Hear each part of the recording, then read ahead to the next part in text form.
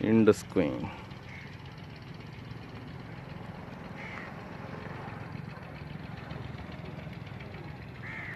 इसका पहला नाम सतलुज क्वीन सी। ये दरिया सतलुज विच बहावलपुर दे एरिया चलदा रहा। बहावलपुर रियासत के नवाब साहब ने बनवाया सी।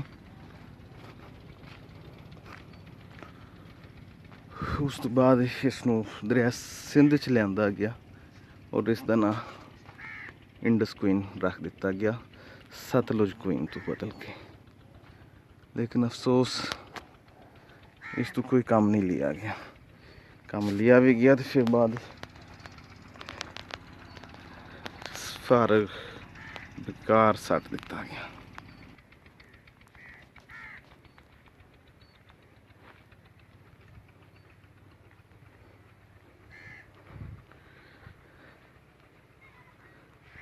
क्या जाहो जलाल होना है, क्या खूबसूरती होनी है। चलो उतू चल के देखिए। जल्दी जल्दी उठो तो ये काम की जैसे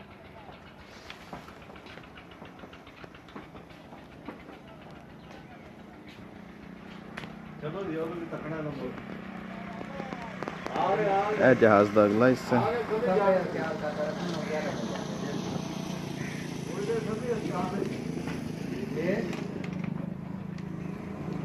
ऊपर भी एक कश्ती पई, स्टीमर भी पे, उन्होंने भी वेखांगे।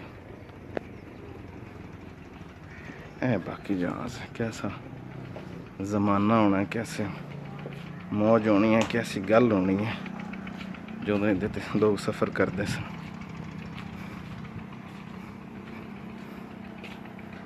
थल्ले वाला हिस्सा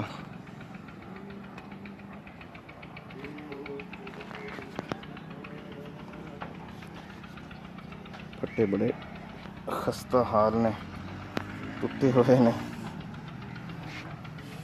बड़ा संभाल के जा रहे हैं। लेकिन ऐसी नादर नायाब चीज़ है कि मेरा दिल नहीं किया कि मैं इसनूं मिस करा। मैं तुहाडे नाल ज़रूर शेयर करना चाहता सी। ये हुण पता नहीं की चीज़ां ने जहाज़ दियां। ये इंजन लगे हुए ने थल्ले वाले हिस्से ने।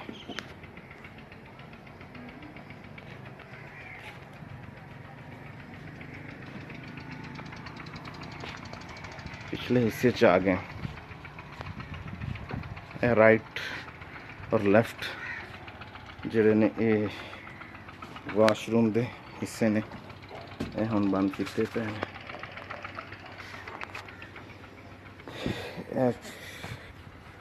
सीढ़ियाँ जहाज़ के थल्ले वाले हिस्से च जाने वास्ते।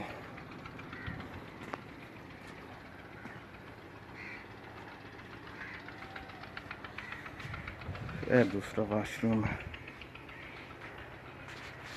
पिछले हिस्से तो लैके अगले हिस्से तक नज़र जा रही है।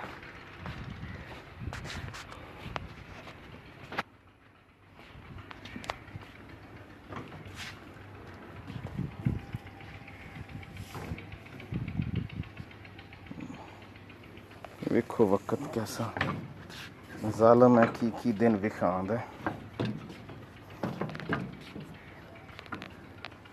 अब्बासी खानदान का एक नादर नमूना बनाया हुआ अज तबाह हो गया, गवर्नमेंट को संभालिया नहीं गया। इंडस क्वीन की छत है।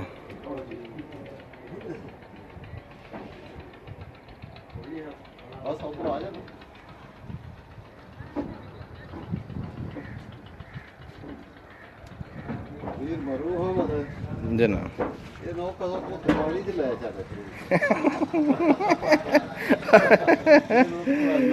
कसा के पानी च लै चली। झूठे बड़े आस जी। पायलट साहब आ गए ने, हुण इंडस क्वीन चलन लगा। छेती छेती बह जा जी। असी सर शहजाद साहब को इंडस क्वीन की जरा हिस्टरी पूछांगे। सर कोई मालूमात इसके बारे? इंडस क्वीन का पुराना नाम सतलुज क्वीन है। ये बुनियादी तौर पर अब्बासी हुक्मरान ਆਫ ਬਹਾਵਲਪੁਰ ਦੀ ਮਲਕੀਅਤ ਹੈ। ਇਹ ਪਹਿਲੇ ਸਤਲੁਜ ਦੇ ਦਰਿਆ ਦੇ ਵਿੱਚ ਚੱਲਦਾ ਸੀ, ਲੇਕਿਨ ਜਦੋਂ ਸਤਲੁਜ ਸੁੱਕ ਗਿਆ 1960 ਦੇ ਬਾਅਦ ਤੇ ਇਹਨੂੰ ਸਤਲੁਜ ਤੋਂ ਦਰਿਆ ਸਿੰਧ ਦੇ ਵਿੱਚ ਮੁੰਤਕਿਲ ਕੀਤਾ ਗਿਆ ਔਰ ਇੱਥੇ ਕੋਟ ਮਿਠਣ ਤੇ ਚਾਚੜਾਂ ਦੇ ਦਰਮਿਆਨ ਬਾਬਾ ਫਰੀਦ ਦੇ ਮੁਰੀਦਾਂ ਨੂੰ ਇੱਕ ਕਿਨਾਰੇ ਤੋਂ ਦੂਸਰੇ ਕਿਨਾਰੇ ਤੱਕ ਪਹੁੰਚਾਉਣ ਲਈ ਇਸਤੇਮਾਲ ਹੁੰਦਾ ਰਿਹਾ। ख्वाजा मुरीद ख्वाजा फरीदुद्दीन ਖਾਜਾ ਫਰੀਦ ਦੇ हाँ ਖਾਜਾ ਫਰੀਦ ਦੇ ਮੁਰੀਦਾਂ ਨੂੰ ਇੱਕ ਕਿਨਾਰੇ ਤੋਂ ਦੂਸਰੇ ਕਿਨਾਰੇ ਤੱਕ ਪਹੁੰਚਾਉਣ ਲਈ ਇਸਤੇਮਾਲ ਹੁੰਦਾ ਰਿਹਾ। ਇਹ 1992 ਤੱਕ ਚੱਲਦਾ ਰਿਹਾ। 1992 ਦੇ ਬਾਅਦ ਇਹ ਖਰਾਬ ਹੋ ਕੇ ਪਿਛਲੇ 25 ਸਾਲਾਂ ਕੋਲ ਇੱਥੇ ਪਿਆ ਹੋਇਆ ਹੈ। ਹਕੂਮਤ ਨੂੰ ਚਾਹੀਦਾ ਹੈ ਕਿ ਇਸ ਅਜ਼ੀਮ ਕੀਮਤੀ ਵਿਰਸੇ ਨੂੰ ਬਚਾਉਣ ਤੇ ਇਸ ਦੇ ਉੱਤੇ ਪੈਸਾ ਖਰਚ ਕਰਕੇ ਇਹਨੂੰ ਮਿਊਜ਼ੀਅਮ ਦੀ ਸ਼ਕਲ ਦਿੱਤੀ ਜਾਏ ਤਾਂ ਕਿ ਸਾਡੇ ਆਉਣ ਵਾਲੇ ਨਸਲ ਨੂੰ ਪਤਾ ਚੱਲੇ ਕਿ ਸਾਡਾ ਇਹ ਕੀਮਤੀ ਵਿਰਸਾ ਸੀ। बहुत शुक्रिया सर।